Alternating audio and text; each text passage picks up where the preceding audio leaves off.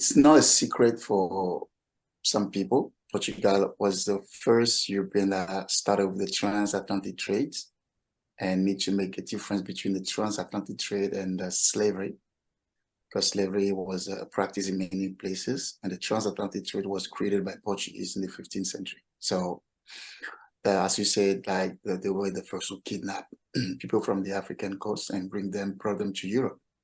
So yeah, this is how this human traffic that we're talking about started. So the expeditions that were launched by Portuguese in the 15th century will create the transatlantic trade. And this was part of how Portuguese created the wealth, because it's not only just about like enslaving people, but it's also how they use those people in the labor. Yeah, they use them in labor in many places, in many lands they claim being discovered by them. And unfortunately, this is why people don't know a lot, how deep was the Portuguese participation, right?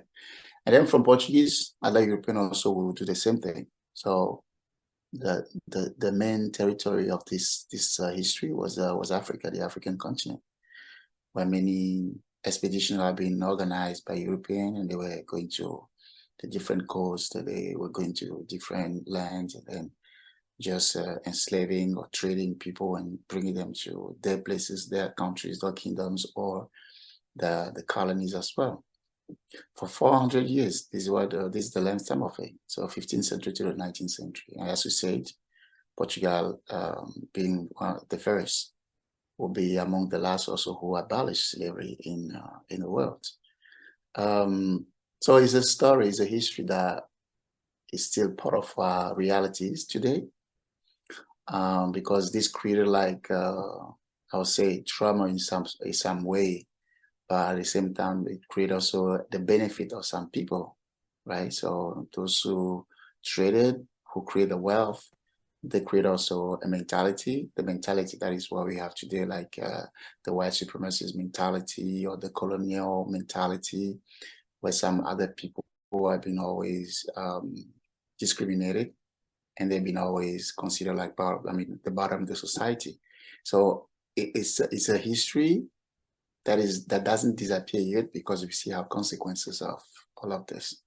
So that's actually the reason why it's important to record this. It's not because actually people want to victimize themselves, like say, oh, we're victim of this, and for that reason it needs to be like this. No, because being victim, we're not out of this box yet.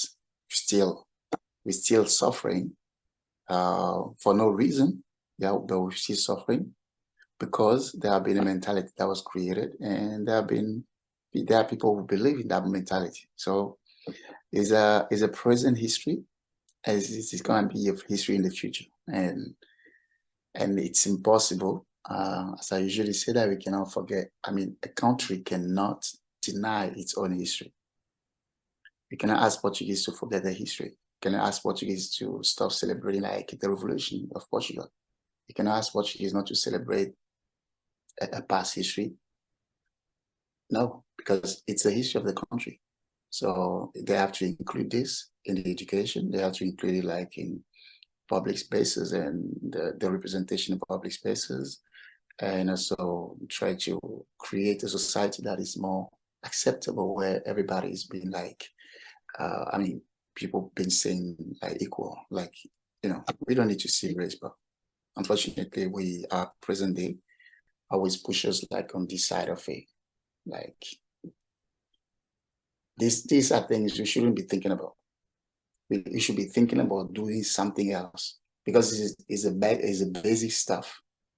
But now you have to think about your origin or your race, because of course you're not given the same right like other people. So yeah, it's sad, but it's a reality. So even though you a champion, yeah, let me see your hands up.